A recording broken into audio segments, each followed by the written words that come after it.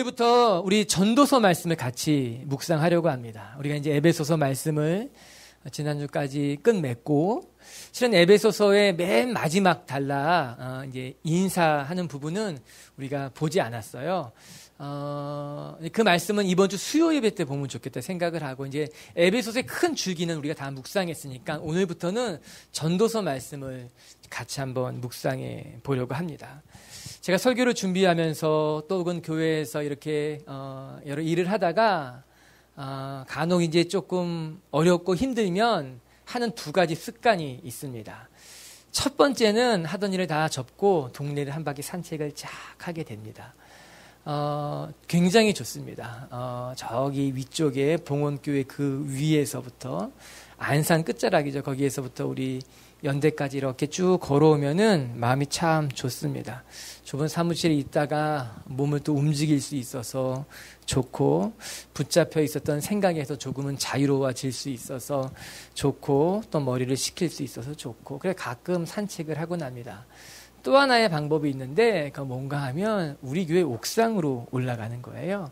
아마 잘 모르실 겁니다. 국제빌딩 옥상 6층, 7층에는 우리 올라갈 수 있어요. 거기 잘 이렇게 좀 꾸며져 있습니다. 여러분 올라가지 마세요. 마주치면 불편해요, 서로. 올라가서 이렇게 동네를 내려다보면은 그것도 또 다른 기쁨이 있습니다. 굉장히 좋습니다. 가끔은 그렇게 올라가서 거기서 설교 준비하기도 하고 또 머리를 식히기도 하고 그래요.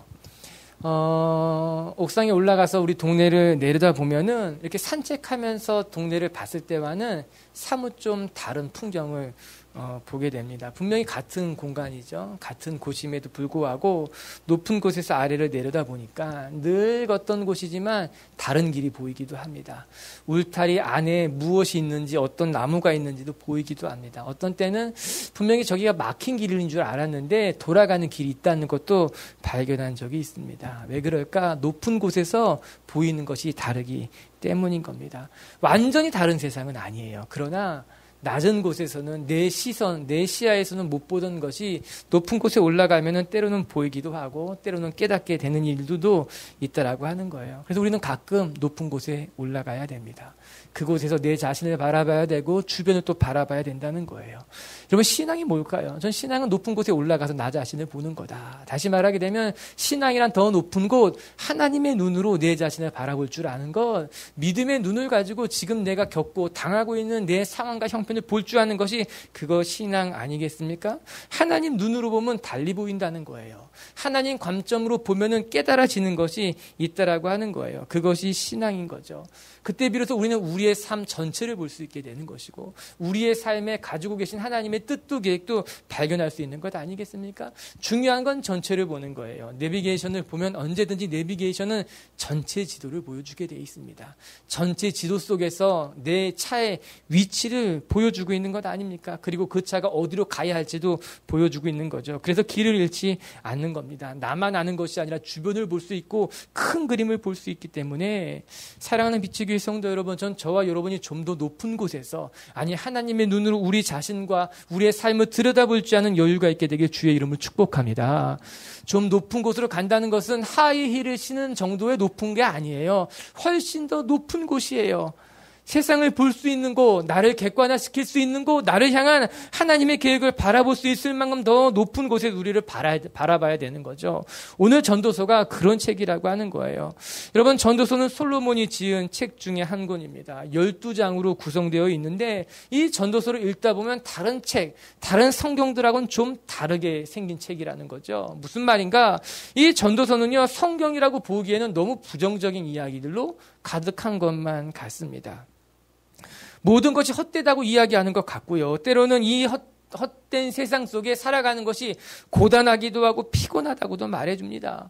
긍정적으로 바라보기보다는 부정적으로 바라보는 것 같고 뭔가 비관적으로 바라보는 것만 같다라고 하는 거죠. 그래서 전도서는 묵상하는 게 쉽지 않다는 겁니다. 어떻게 묵상해야 될지, 이 말씀을 우리의 삶에 어떻게 적용해야 될지 갸우뚱한 책이 이 전도서죠. 하지만 이 전도서를 꼼꼼히 읽어보게 되면요, 숨겨진 하나님의 뜻을 발견할 수 있게 됩니다. 솔로몬이 이 이 세상이 헛됩니다 말한 그 숨겨진 의도가 있다라고 하는 거죠. 이 세상은 고단합니다. 이 세상은 피곤합니다 말한 그 이면에 솔로몬이 가지고 있는, 그리고 하나님이 솔로몬을 통해서 우리에게 주시고자 하시는 하나님의 메시지가 있다는 거예요. 그게 지혜라고 성경은 이야기하고 있습니다. 전도서는 솔로몬이 그의 인생의 마지막에 쓴 책 아니겠습니까? 그가 이 전도서를 써내려가면서 세상을 비관하라고 이야기했겠습니까? 이 세상은 헛되고 헛되니 이 세상을 살지 말라고 이야기했겠습니까? 그것이 전혀 아닙니다. 이 세상은 헛되다, 이 세상을 비관하는 것이 아니라 이 헛된 세상에서 우리가 어떻게 살아가야 하는 것이 지혜로운 삶인지에서 말해주고 있다라고 하는 거죠. 오늘 설교를 준비하면서 설교의 제목을 인생의 7계단이다 그렇게 정했어요. 그리고 첫 번째 계단이 지혜라고 하는 겁니다.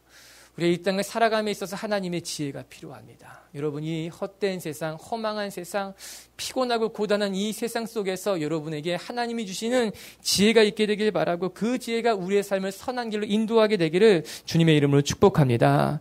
오늘 두 가지를 같이 묵상하게 될 거예요. 하나님의 지혜란 무엇일까? 어떤 지혜로 우리는 이 세상을 살아가야 될까? 첫 번째, 하나님이 말씀하시는 지혜란 무엇인가? 우리가 이 땅에 살아갈 때 우리의 삶의 의미를 발견할 줄 알아야 된다는 겁니다.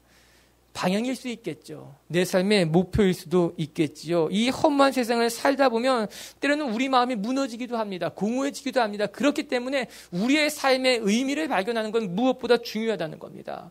전도서는 이렇게 시작을 합니다. 우리 전도서 1장 1절부터 3절까지를 같이 한 목소리를 읽어볼게요. 시작. 전도자가 이르되 헛되고 헛되며 헛되고 헛되니 모든 것이 헛되도다. 해 아래에서 수고하는 모든 수고가 사람에게 무엇이 유익한가. 전도서를 지은 솔로몬은 세상의 헛됨을 이야기하는 것으로 그의 책을 시작하고 있습니다. 솔로몬이 남긴 책이 3권이라고 말합니다. 첫 번째 책은 아가서예요. 아마 솔로몬이 젊었을 때 지었을 가능성이 큽니다. 사람들은 그렇게 이야기하고 있습니다. 두 번째 책이 잠언입니다. 잠언은 솔로몬이 가장 전성기 때 그의 삶이 피크에 다다랐을 때 그가 남겨둔 지혜 문학이었어요. 어떻게 세상을 살아가야 될지 지혜를 알려주는 책이 잠언이죠. 그리고 오늘 우리가 읽고 있는 이 전도서는 솔로몬의 마지막, 가장 막바지에 쓰여진 책이 이 전도서라고 이야기하고 있습니다. 솔로몬이 모든 영화를 다 누리고 난 후에, 이 세상의 모든 것을 다 가져본 이후에 그가 남긴 책, 그의 메시지는 무엇이었는가? 솔로몬이 자기의 삶을 돌아보니 헛되다는 겁니다. 자기의 삶을 한번 돌아보니 내 삶은 헛된 것뿐이었다. 여러분, 2절에 보면요, 무려 헛되다는 단어가 5번이나 등장합니다. 헛되고 헛되며 헛되고 헛되니 모든 것이 헛되도다라고 하는 거예요. 그는 세상의 모든 것을 다 가져본 사람이에요. 세상의 모든 것을 이미 다 누려본 사람이에요. 자기가 하고 싶었거든 다 해본 사람이었는데 그가 뭐라고 말하는가? 헛되더라. 여러분, 그가 세상의 모든 걸 다 가져보았기에, 다 누려보았기에, 다 해봤기에 그가 헛되다는 이 말은 어떻게 보면 신미성이 있는 말이라고 할 수 있겠지요. 3절에 보면요, 특히 그는 이런 말을 하게 됩니다. 이것이 뭐가 유익한가? 돈을 많이 가져보고 세상을 다스릴 만한 권력을 다 가져보고 좋은 것을 다 누려보아도 그게 내게 유익하지 않았다. 무슨 유익한 일이 있었겠는가라고 하는 겁니다. 우리는 가지면 가질수록 유익하다고 생각합니다. 더 많이 소유하는 것이 내게 득이 된다고 생각하는 것 아니겠습니까? 그러나 솔로몬은 그거와 좀 다른 말을 합니다. 아니, 내가 다 가져보았는데, 내가 다 누려보았는데 유익하지 않았다라고 하는 거예요. 아무리 많은 걸 가지고 아무리 많은 걸 누려보아도 그것이 나에게 유익한 것은 아니었습니다. 우리는 이 말에 동의하게 되죠. 우리가 많은 것을 가져보지 못했다 하더라도, 우리가 솔로몬처럼 한평생을 다 살아보지 못했다 하더라도 우리는 마음속에 인생은 허무한 것 같아.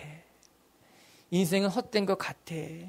지금 내가 살아가고 있는 이것이 내게 얼마나 큰 유익을 줄 수 있을까? 때로 젊은 사람들도 이런 생각 때문에 허무주의에 빠지기도 하고요. 젊은 사람들이 자살을 하고 스스로 목숨을 끊는 경우도 있지 않습니까? 그렇다는 거예요. 이 세상은 허무하기도 하고 무익하기도 하고 헛되기도 하더라고 하는 겁니다. 우리 8절 말씀 한번 같이 읽어볼까요? 8절 말씀이요. 시작. 모든 만물이 피곤하다는 것을 사람이 말로 눈은 보아도 족함이 없고 귀는 들어도 가득 차지 아니하도다. 저 이 8절 읽으면서 그렇죠, 피곤하죠. 너무 공감이 되는 거예요.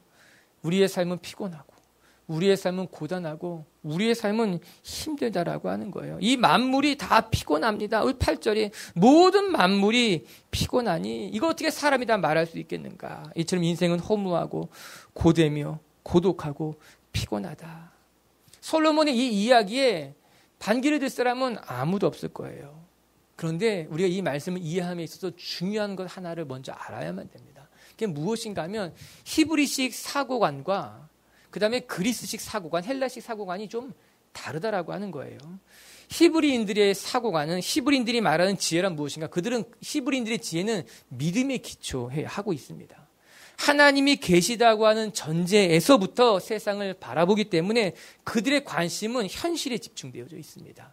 하나님이 계시기 때문에 하나님이 계시다는 걸 전제로 하고 있기 때문에 반대로 그리스도인의 지혜는 매우 사색적이에요. 관념적이라고 할 수 있어. 그들은 세상의 근원에 관심이 있어요. 이 세상이 어떻게 창조되었는지 세상 만사가 어떤 것인지 고민하고 탐구해요. 그들의 철학 속에 담겨져 있죠. 그리스 철학 속에 그들의 신화 속에도 그런 것도 다 녹아져 있어요. 근데 문제는 그들이 이 세상의 것들을 사색하고 고민하는 것 때문에 실제로 그리스의 철학 사고관 지혜에는 현실이 약간 배제되어 있어요.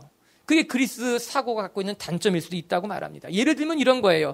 그리스의 지혜는 관념적이고 이상적이에요. 이 세상을 누가 지었는가? 세상은 어떻게 만들어진 것인가? 어느 신으로부터 지어진 것인가? 이런 거에 대해서 끊임없이 고민하게 돼 있죠. 그들의 사고는 이상적이에요. 죄가 없어야 된다고 생각합니다. 전쟁은 일어나지 않아야 된다고 생각하는 거죠. 왜 불의와 왜 병이 드느냐? 이런 것들이 그들의 수 없는 고민이에요. 갈등이라고 하는 겁니다. 하지만 현실은 그렇지 않잖아요. 전쟁이 있기도 하고 싸움이 있기도 하고 병이 있기도 하고 죽기도 한다라고 하는 거예요. 이에 비해서 히브리식 지혜는 하나님이 이 땅을 지으셨다는 큰 전제 속에서 시작하기 때문에 그들은 이 세상에 불이 악하면 그냥 있는 그대로 받아들인다라고 하는 거예요. 전쟁이 일어나기도 하고 때로는 의인이 죽기도 하는 거예요. 때로는 악인이 번영하기도 하는 거예요. 여러분 시편을 살펴보게 되면은 선지서를 살펴보게 되면 끊임없이 고민하잖아요. 하나님 왜 악인이 번영하며 의인은 고통을 당해야만 되는가? 왜 이 땅은 이렇게 악해져야만 가는가? 히브리들은 그 현실을 그냥 있는 그대로 받아들인다라고 하는 거죠. 그 삶 속에서 어떻게 살아가야 될지 고민하는 것이 히브리인의 사고관념이라고 하는 것입니다.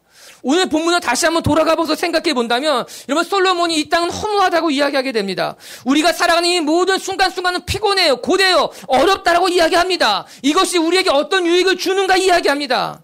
그렇다고 해서 솔로몬은 이 세상 삶을 포기하라고 말하는 것은 아닌 거예요. 솔로몬은요, 이 전도서를 쓴 기자는요, 이 세상이 허무합니다. 이 세상은 피곤하고 고단합니다. 이 세상에는 악인이 번영하기도 하고 전쟁이 일어나기도 하며 의인이 죽기도 한다는 거예요. 그것을 있는 그대로 받아들이고 있는 거죠. 그래요. 이 세상은 허무합니다. 이 세상은 피곤합니다. 이 세상에 유익한 것은 아무것도 없는 것만 같습니다. 그리고 나서 삶의 의미를 찾기 시작한다는 거예요. 현실을 부인하는 것이 아니라 부정하는 것이 아니라 이 세상이 헛되고 허무하며 피곤하다는 것을 인정하고 난 다음에 그러면 어떻게 살아가야 될 것인가? 전도서의 주제는요, 허무가 아니에요. 전도서의 주제는 이 땅이 허무하다고 말하는 것이 아니라 이 허무한 세상에서 우리는 어떻게 살아가야 할 것인가? 이 피곤하고 고되고 지친 삶 속에서 우리는 어떤 삶을 살아가는 것이 의미 있는 삶이며 어떤 가치를 추구해야 될지를 말하는 책이 전도서라고 하는 것입니다. 전도서를 읽고 허무해지면 안 돼요. 전도서 때문에 낙심하면 안 된다는 거예요. 이 전도서 뒤에 감춰진 하나님의 말씀하시는 메시지는 이 허무한 시대 속에 우리는 어떤 삶, 어떤 가치, 무엇을 추구하며 살아가야 될 것인가. 저는 전도서 1장의 고백 가운데 3절이 굉장히 중요하다고 생각해요. 3절에 뭐라고 나옵니까? 유익한가? 유익한가? 이 질문은 중요한 포인트예요. 사람들은요, 모두 자기 자신에게 유익한 것을 쫓으며 살아가게 됩니다. 내가 이렇게 수고하고 노력해서 결국 나에게 무엇이 유익한가 하는 질문인 거예요. 그 일이 정말 나에게 얼마나 유익한가? 이 질문을 뒤집으면요, 내게 유익하지 않다면 그건 무의미하다는 거예요. 내게 유익하지 않는 일이라면 그 일은 내가 할 필요가 없다라고 하는 것이죠. 우리가 살아가는 현대는요, 내가 중요한 시대예요. 그 일이 내게 유익한가 물어본 시대라고 하는 거예요. 또 지금의 시대는 실용적이고 효과적인 것이 중요한 시대라고 말합니다. 사람들은 모두 스스로에게 그렇게 질문합니다. 그것이 내게 얼마나 유익한 일일까? 그게 나한테 득이 되는 일일까? 내 스스로에게 물어봅니다. 그리고 상대방이 묻기도 합니다. 내가 그것을 해주면 넌 나한테 무엇을 해줄 텐데? 내가 그런 일을 하면 넌 나에게 어떤 것을 얼마만큼 줄 것인데 그것을 받으면 내게 얼마나 유익할까? 그것을 받으면 내가 얼마나 득이 될까? 내게 유익하면 하고 내게 유익하지 않는다면 할 필요가 없더라고 하는 거예요. 우리가 살아가고 있는 시대죠. 그래서 사람들은 이런 것을 가리켜서 합리적이고 이성적인 것이다 이야기합니다. 이성적인 사람이 되어야 된다고, 합리적인 사람이 되어야 된다고 말하는 것 아니겠습니까? 그렇다면 오늘 본문을 배경으로 어떤 삶이 합리적인 삶일까? 이 세상은 헛되고 또 헛되며 이 세상은 허무하다 말한다면, 여러분, 우리가 오늘 태어나서 언제 죽을지 모르는데 어떻게 살아가는 것이 이성적이고 합리적인 삶입니까? 우리 오늘 본문 13절과 14절의 말씀도 한번 같이 읽어볼까요? 오늘 솔로몬이 무엇이라 이야기하는가? 시작.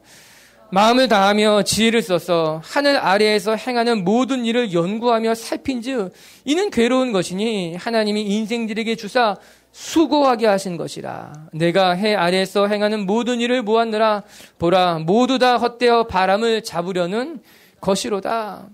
바람을 잡는 것처럼 허무한데, 이 세상 살아가는 것이 이렇게 허무한데, 우리가 내일 죽을지도 모르고, 아니 언제 죽을지도 모르는데 어떻게 살아가야지 합리적이고 이성적일까요? 당연히 그러면 우리는 오늘 하고 싶은 거 다 해야 됩니다. 하고 싶은 건, 누리고 싶은 건, 먹고 싶은 건 마음대로 살아가는 것이 이성적이죠. 합리적이죠.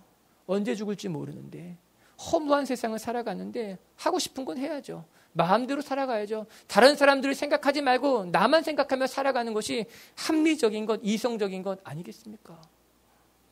그런 것이겠죠. 그러나 솔로몬은 그렇게 말하고 있지 않는 거예요. 이 세상에 유익한 것이 있지만 유익한 것 그 이상의 삶도 있다라고 이야기합니다.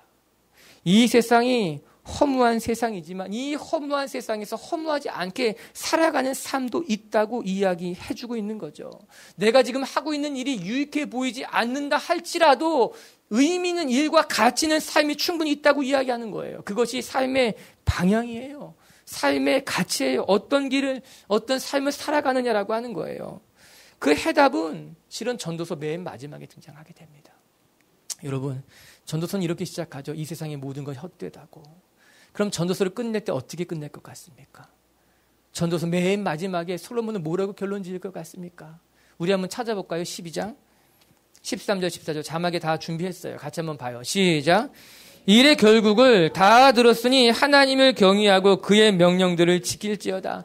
이것이 모든 사람들의 본분이라. 하나님은 모든 행위와 모든 은밀한 일을 선악간에 심판하실 것이다. 사랑하는 성도 여러분, 허무한 세상에서 모든 것을 실용적 가치로만 환산해버리고 유익한가 유익하지 않은가를 따지는 이 세상 속에서 솔로몬 기자는 어떻게 살아가야 할지를 우리에게 보여주고 있습니다. 이 세상을 따라가게 되면 허무해질 것이고 이 세상 속에 머물게 되면 공허해질 수밖에 없는데 어떻게 살아가야 할 것인가? 전도서 12장 맨 마지막 절에는 우리가 하나님의 말씀에 따라서 하나님을 경외하며 그 명령대로 따라 지키는 것이 우리들이 살아갈 길이요 우리들의 본분이라고 이야기하는 것 아닙니까? 그렇게 살아갈 때 비로소 우리는 허무한 인생이 되지 않는다는 거예요. 그렇게 살아갈 때 우리의 삶의 가치를 발견할 수 있다는 겁니다. 전 이 12장에서 솔로몬이 본분이란 말을 했습니다. 우리에게 주어진 길이라고 하는 거예요. 본분은 내게 주어진 길, 그 길 속에서 내가 살아가야 될 방법, 도리를 말하고 있는 건 아니겠습니까? 여러분, 우리가 언제 행복합니까? 우리가 언제 기쁘고 즐겁습니까? 우리는 우리에게 맡겨진 삶, 내게 주어진 본분을 행할 때 비로소 행복한 거예요. 즐거운 거예요. 남의 인생을 살면요 결코 행복하지 않습니다. 다른 사람들이 말하는 인생을 쫓아가도 거기에는 행복이 있을 수가 없습니다. 우리는 언제 행복한가? 내 길을 걸어갈 때, 내게 주어진 길을 깨닫게 됐을 때, 우리 기독교된 말로 바꿔서 이야기한다면 내게 주신 사명을 발견하게 되고 내가 걸어가야 될 길, 내게 맡겨진 길을 걸어갈 때 비로소 우리는 행복해질 수밖에 없다라고 하는 거예요. 그것이 우리에게 유익하다는 겁니다. 사람의 기준이 아니라 세상의 기준이 아니라 내게 주어진 본분, 내 길을 걸어갈 때 그것이 나에겐 유익한 것이고 그것이 나에게 행복한 길이고 그것이 내 삶의 의미 있는 삶이라고 이야기하는 것 아니겠습니까? 그것을 가리켜서 본분이라고 이야기하고 있는 거죠. 비치교회 성도 여러분, 여러분 삶의 의미를 찾게 되길 바랍니다. 여러분이 걸어가게 될 본분이 무엇인지 알 수 있게 되길 바랍니다. 이 허망된 세상 속에서, 이 무의미하고 피곤하고 고단한 시간 속에서 우리는 의미 있는 삶, 가치 있는 삶, 내게 맡겨진 삶, 하나님을 경외하며 말씀을 따라가는 삶을 살아가게 됐을 때 비로소 의미 있어진다라고 하는 거예요. 여러분, 이제 아우리치 캐나다 팀 준비하면서 여러 가지를 제가 다 꼼꼼히 살펴보고 있는데, 재정을 살펴보게 돼야죠. 우리가 가서 이런 일을 하게 될 텐데 재정이 부족하지는 않은지, 얼마나 모아졌는지 쭉 보고 있는데 제 마음속에 무슨 생각이 든지 아십니까? 이렇게까지 해서 가야 될까요? 많은 돈이 들어갑니다. 많은 에너지가 쓰여지게 되죠. 근데 놀라운 것은 성도들이 기쁘게 헌신하고 있다는 거예요. 의미 있는 일에, 가치 있는 일에, 저기 먼 땅 한 번도 보지 못한 사람들이지만 그들을 살리고 그들을 돕는 일에 성도들이 기쁘게 헌신하고 있다는 거예요. 그리고 이 일은 우리 교회에는 버거운 일일 수 있을지 모르지만, 우리 교회는 힘든 일일 수 있을지 모르지만 가치 있는 일이구나, 우리가 해야 되는 일이구나, 행복한 일이구나 깨닫게 됐더라고 하는 것이죠. 여러분, 인생은 그렇게 살아가는 거죠. 때로는 내게 버거운 일일 수도 있어요. 내가 감당하기 힘든 일일 수도 있어요. 그러나 그 일이 내가 해야 될 일이고 내게 맡겨진 일이라면, 나의 본분이라면, 그것이 의미 있고 가치 있는 일이라면 우리는 주저하지 않는다는 거예요. 여러분, 축복하고 싶어요. 여러분의 삶이 더 의미 있고 가치 있어지게 되기를 주님의 이름으로 축복합니다. 하나님의 말씀을 경외하며 하나님의 말씀을 붙잡는 것으로 말미암아 이 허무하고 고단한 세상 속에서 저와 여러분의 삶이 진실되고 행복하고 하나님 보시기에 부끄럽지 않은 인생들이 되기를 주님의 이름으로 축복합니다. 그것이 지혜로운 삶이에요. 솔로몬이 전도서를 통해서 말해주는 첫 번째 지혜로운 삶이란 삶의 의미를 발견하며 하나님의 뜻, 하나님의 본분을 찾아가는 길이다. 두 번째, 한 가지 더 묵상할 것은 참된 지식은 무엇인가라고 하는 것입니다. 여러분, 우리가 이 세상을 살아감에 있어서 우리에겐 지식이, 지혜가 필요합니다. 지식은 가장 중요한 요소임의 하나예요. 사람들은 흔히 이렇게 말합니다. 평생 배워야 된다는 거예요. 평생 배우지 않고서는 따라갈 수 없다라고 이야기합니다. 어떤 사람들은 아는 게 힘이라고 말합니다. 특별히 정보와 시대라고 말하지 않습니다. 사회라고. 더 많은 정보를 가진 사람이 권력을 갖게 되고 힘을 갖게 되는 거예요. 그래서 정보는 힘이라고 이야기하는 것 아닙니까? 여러분, 그런 의미에서 솔로몬은 힘을 가진 사람이에요. 누구보다 지혜로운 자였으며 모든 지식을 가지고 있는 자였으며 그는 또 그 지혜와 지식으로 자기의 나라를 훌륭하게 통치하지 않았습니까? 오늘 16절의 말씀에 이렇게 기록되어 있죠. 16절도 한번 볼까요? 시작. 내가 내 마음속으로 말하여 이르기를, 보라, 내가 크게 되고 지혜를 더 많이 얻었으므로 나보다 먼저 예루살렘에 있던 모든 사람들보다 낫다 하였다니 내 마음의 지혜와 지식을 많이 만나 보았음이로다. 내 마음이 지혜와 지식을 많이 만났다. 내가 이 땅에 그 누구보다 나보다 앞선 왕들보다 더 지혜롭다라고 이야기하고 있는 것 아닙니까? 그래요. 솔로몬은 그 어떤 사람보다 지혜로웠어요. 그는 그 지혜로 사람들의 칭찬을 받은 사람이었고 나라를 잘 다스렸어요. 우리 열왕기상을 보게 되면은 솔로몬이 얼마나 지혜로운지 스바 여왕이 이렇게 고백하고 있어요. 같이 한번 찾아볼까요? 시작. 내가 내 나라에서 당신의 행위와 당신의 지혜에 대하여 들은 소문이 사실이로다. 내가 그 말을 믿지 아니하였더니 이제 와서 친히 본즉 내게 말한 것은 절반도 못되니 당신의 지혜와 복이 내가 들은 소문보다 더하도다. 복되도다 당신의 사람들이여, 복되도다 당신의 이 신하들이여, 항상 당신 앞에 서서 당신의 지혜를 들음이로다. 스바 여왕이 주변에 나라 왕들이 솔로몬을 보고 그 나라를 바라보며 부럽다는 겁니다. 대단하다는 겁니다. 솔로몬의 지혜가 내가 생각했던 것보다, 내가 들었던 소문보다 훨씬 더 크고 대단했다라고 하는 거예요. 심지어는 그냥 고백하기를 이스라엘 사람들이 복됩니다. 내 나라의 백성이 복된 것이 아니라 이 지혜로운 자의 백성이 훨씬 더 복되다고 이야기하고 있는 거죠. 그만큼 솔로몬의 지혜가 대단했다는 거예요. 감탄을 하고 있는 것 아닙니까? 주변의 왕들이 그에게 찾아왔어요. 조공을 바치기도 했어요. 대단하다고 탄식했다는 거죠. 그런데 정작 솔로몬의 고백은 그와 달랐습니다. 18절의 말씀, 솔로몬은 이렇게 고백하고 있어요. 18절 시작. 지혜가 많으면 번뇌도 많으니 지식을 더하는 자는 근심을 더하느니라. 그러나 솔로몬은 이렇게 말합니다. 하지만 내가 한평생 다 살아보니 나는 지혜가 많았고 모든 지식을 가진 자였으나 지혜가 많으니 번뇌도 많았구나. 지식이 많으니 근심도 더해졌다라고 하는 거예요. 이 땅에서 가장 지혜로운 자가 지혜를 찬양하는 것이 아니라 지혜가 많을수록 번뇌도 많고 고난도 많고 생각할 것이 많다라고 하는 겁니다. 먼저 모든 지혜가 우리에게 득이 되지 않는다는 것을 솔로몬이 깨달았다라고 하는 거예요. 아는 것은 힘이지만 너무 많이 알 때 그것이 오히려 우리를 병들게 할 수 있다라고 하는 것이죠. 오히려 모르면 나았을 것인데, 오히려 모르면 그것이 득이 될 수 있었을 것인데, 너무 많이 알게 되니 너무 많이 고민하게 되고, 너무 많이 알게 되니 그것이 때로는 해로울 수도 있었다라고 하는 겁니다. 우리가 지혜를 이해함에 있어서 두 가지 양면성을 그래서 우리가 알아야만 됩니다. 지혜는요, 득이 되기도 하지만 지혜는 해가 되기도 한다라고 하는 거예요. 아는 것이 힘이 될 때도 있지만 모르는 것이 약이 될 때도 있다라고 하는 거예요. 지혜는 때로 사람들에게 복을 주기도 하지만요, 때로는 지식이 사람들을 망하기도 하고 다치기도 할 수 있다라고 하는 거예요. 많은 지식이 세상을 발전시키기도 했지만 그 지식 때문에 세상이 더 부패하기도 하고 타락하기도 하고 병들기도 하지 않았습니까? 때로는 지혜와 지식이 사람들에게 큰 복을 주었지만 그것 때문에 세상은 점점 더 어두워지고 점점 더 병들어 가고 있지 않습니까?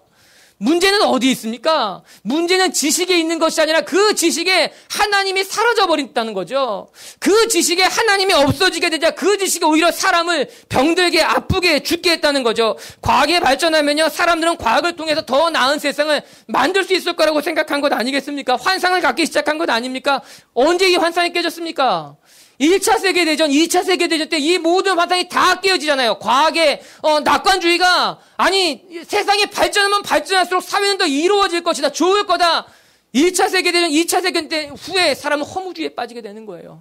아무리 과학의 발전해도 지식과 지혜를 쌓아가도 그것이 오히려 우리가 살고 있는 이 지구를 한꺼번에 무너뜨릴 수 있을지도 모른다는 두려움을 갖기 시작하게 된 겁니다. 아니 돌아보게 되면요, 여러분, 지식의 발전할 때 세상이 더 살기 좋아졌는 거 아니에요. 여전히 오히려 빈부의 격차는 더 커졌어요. 과학의 발전에서 더 많은 곡물을 만들 수 있게 됐을 것이다. 이렇게 곡물을 만들면 전 세계 모든 사람이 먹고도 남을 거라고 말했지만 여전히 지구적 반대편에는 음식이 없어도 죽어가게 돼요. 지구는 점점 더 온난화 현상으로 말미암아 더 살기 어려운 곳으로 변하고 있다라고 하는 거예요. 무엇이 문제인 거예요? 지식이 문제인 거예요? 지혜가 문제인 거예요? 지혜도 필요하고 지식도 필요하지만요, 그 지혜에 하나님이 빠지게 되면, 그 지식에 하나님이 사라지게 되면 오히려 그 지혜와 지식이 우리를 병들게 하고 넘어뜨리게 된다라고 하는 것이죠. 솔로몬은 우리에게 이야기해 주고 있어요. 지식도 중요하고 지혜도 중요하지만 그 지식에, 그 지혜에 하나님이 있어야 된다. 그런 면에서 본다면 우선적으로 필요한 것은 세상의 지혜와 지식을 넘어선 하나님을 아는 지식이 우리 가운데 필요하다라고 하는 겁니다. 우리가 하나님을 알 때, 우리가 하나님을 아는 지식을 갖게 될 때 우리에게 주신 지혜와 지식이 아름답게 열매 맺게 된다라고 하는 것이죠. 여러분, 세상의 지혜와 지식을 분별할 줄 아는 사람들에게 주님의 이름을 축복합니다. 너무 많은 지식 속에, 너무 많은 정보 속에 살아가는 우리들이 우리에게 필요한 정보는 무엇이며 우리가 살아가야 될 길은 무엇이며 어떤 지식으로 어떻게 살아가야 될 것인가, 그것의 출발점은 어디에 있는가, 하나님을 알 때, 하나님을 경외할 때, 하나님을 아는 지식을 우리가 갖게 됐을 때 비로소 이 땅의 지혜와 지식이 우리를 이롭게 할 것이고 유익하게 할 수 있다라고 하는 거예요. 참된 지식, 지혜가 될 수 있다는 거죠. 전 여러분하고 야고보서의 말씀을 같이 읽고 싶어요. 야고보서 3장에 이런 말씀이 나옵니다. 같이 한번 읽어볼까요? 시작. 오직 위로부터 난 지혜는 첫째는 성결하고 다음에는 화평하고 관용하고 양순하며 긍휼과 선한 열매가 가득하고 편견과 거짓이 없나니, 위로부터 난 지혜는 다르다고 이야기합니다. 야고보가 이렇게 이야기해 주고 있는 거예요. 그것은 성결하답니다. 화평하고 관용하며 선한 열매가 가득하다는 거예요. 거짓이 없는 진리라고 이야기하는 것 아닙니까? 여러분, 야고보 사도는요, 우리에게 이야기하기를 위로부터 난 지혜와 아래로부터 난 지혜가 다르다고 구분해 주고 있는 거예요. 이 땅의 지혜가 다 같은 지혜가 아니라는 거예요. 이 땅의 지식이 다 같은 지식이 아니라고 하는 겁니다. 오직 우리에게 필요한 것은 하늘로부터는 위로부터 오는 지혜가 있다는 거죠. 그 지혜는 다르답니다. 어떻게 다를까요? 그 지혜는 화평케 한다는 거예요. 그 지혜는 서로 좋은 영향력을 주고받게 된다는 거예요. 선한 열매를 맺을 수 있다는 겁니다. 싸움을 불어일으키는 지혜는 지혜가 아니라고 하는 거예요. 서로 반목하게 되고 시기하게 되는 지혜가 아니라고 하는 거예요. 다투게 만드는 것은 지혜가 아니라고 말하는 거예요. 하늘로부터 온 지혜는 나를 죽일 수 있는 지혜인 거예요. 내 것을 포기할 수 있는 지혜인 거예요. 내 것을 다 양보하고도 하나님의 뜻을 이룰 수 있는 지혜라고 하는 거예요. 그래서 그거 깨끗한 지혜예요. 성결한 지혜인 거예요. 화평케 하는 지혜인 거예요. 결국 돌아보고 나는 선한 열매가 맺히는 지혜라고 하는 거죠. 이런 지혜를 가리켜서 한마디로 말하면 살리는 지혜인 거예요. 우리 주위에는요, 죽이는 지혜가 있어요. 지혜롭지만, 똑똑하지만 죽음을 불러일으켜요. 마음을 낙심시키기도 해요. 사람들의 마음을 상처 주기도 한다는 거예요. 모략이 일어나고 꾀가 일어나고. 그러나 위로부터 온 지혜는 마음에 평안을 주고 위로를 주고 화목하게 하고 화평하게 하며 선한 열매를 맺게 하며 아름답게 만들어져가는 그런 지혜가 따로 있다라고 하는 겁니다. 여러분, 저는 말씀을 보면서 솔로몬이 이 이야기를 했다는 것이 놀랍습니다. 솔로몬은 지혜의 대명사예요. 가장 많은 지식을 가진 사람이었어요. 솔로몬의 장점은 지혜롭다는 거예요. 그런데 그가 뭐라고 말합니까? 지혜를 가지면 가질수록 지혜는 나를 힘들게 했습니다. 사랑하는 성도 여러분, 사람은 장점 때문에 넘어지게 됩니다. 장점 때문에 넘어지게 돼 있어요. 우리는 아브라함을 가서 믿음의 사람이라고 이야기합니다. 그래서 결국 아브라함은 그 믿음의 여정 가운데 수없이 많은 순간 하나님 앞에 신뢰하지 못하지 않았습니까? 모세를 가리켜서 온유함이 지면에 가장 승한 사람이라고 말합니다. 그 온유한 모세가 혈기를 부려서 가나안 약속의 땅에 못 들어가게 된 거 아닙니까? 엘리야는 용감한 사람이에요. 엘리야는 그 누구보다 용감해서 850대 1의 선지자들과 맞서 싸울 만큼 용감했던 사람인데 엘리야는 결국 한 명의 여인 이세벨 때문에 그의 삶을 포기하고 도망가게 됐어요. 믿음이 있었던 사람이 믿음에 넘어지고 온유했던 사람이 혈기를 부려서 넘어지고 용감했던 사람이 겁쟁이가 되어 무너진 것 아니겠습니까? 그리고 오늘 본문에는 가장 지혜로웠던 사람이 지식의 한계를 느끼고 이 세상은 허무하다고 이야기하게 된 거죠. 왜 그럴까요? 교만하기 때문인 거예요. 나의 장점이 나의 교만함이 된다면 나의 장점은 나를 넘어뜨리게 되는 거예요. 나의 지혜가 나의 교만함이 되면 그것이 나를 넘어뜨리게 되는 거예요. 우리는 장점을 조심해야 돼요. 내가 잘할 때 조심해야 되는 거예요. 내가 가졌다고 생각할 때 넘어질 수 있다라고 하는 거예요.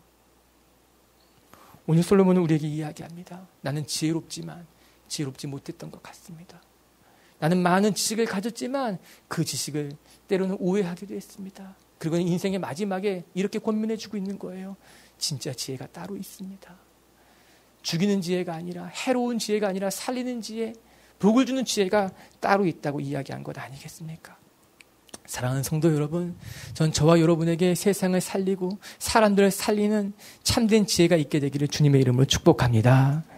말씀을 마칠게요, 여러분. 솔로몬은 오늘 전도서를 시작하면서 이 세상이 허무하다고 헛되다고 이야기합니다. 그러나 그는 이 세상이 허무하기 때문에 아무렇게나 살아가라 이야기한 것이 절대로 아니었어요.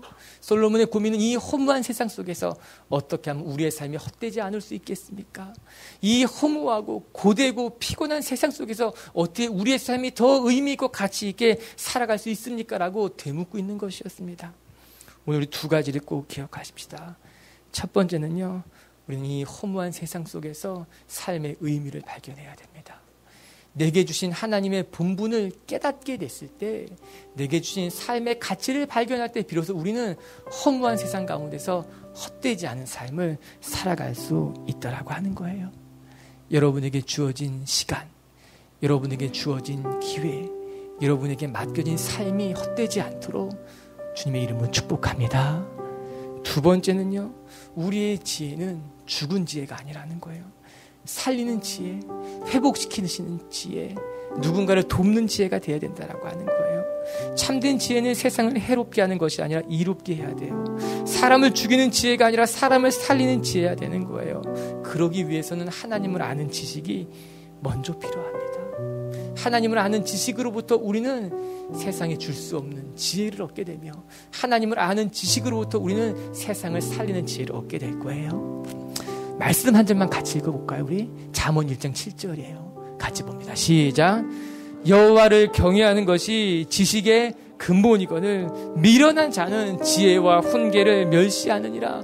여기서 지혜와 훈계는 하나님의 말씀이시겠죠. 1차적으로 그 미련한 사람은 하나님의 말씀을 멀리합니다.